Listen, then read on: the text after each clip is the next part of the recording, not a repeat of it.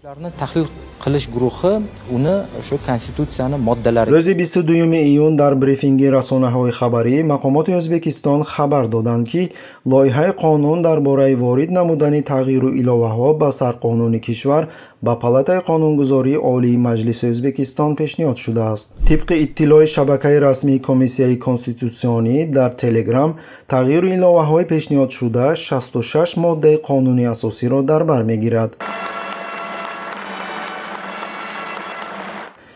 ислоҳоти конститутсиониро президент Шавкат Мирзиёев рӯзи 6 ноябри соли гузашта дар маросими савгандёдкунӣ эълон карда буд. Тағйиру иловаҳо аз 5 то 7 сол зиёд кардани муҳлати раёсатҷумҳурӣ ва сифр кардани давраи қаблии президенти феълии O'zbekistonро пешбинӣ мекунад. Kunda konstitutsiyani o'zgartirish zarurligi, ahamiyatligi va muovini avvali raisi Senati O'zbekiston Sodiq Safoyev dar musohiba bo xabarguzorii Kun.uz ta'yid karд ки ислоҳот ба қонуни асосии кишвар давраи президентии қаблии Шавкат Мирзиёевро сифргузорӣ мекунад.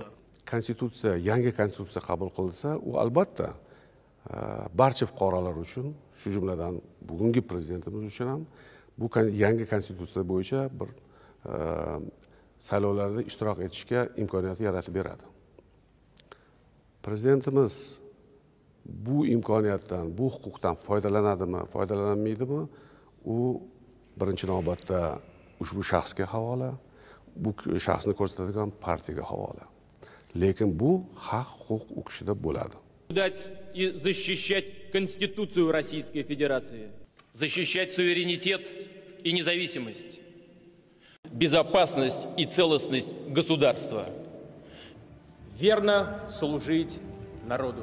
ёдрас мекунем ки чунин сифркунӣ барои Русия ва мутаносибан барои кишварҳои Осиёи марказӣ ки зери таъсири он аст хос аст ки диктаторҳо шеваи русӣ нигоҳ доштани қудрати худро нусхабардорӣ мекунанд.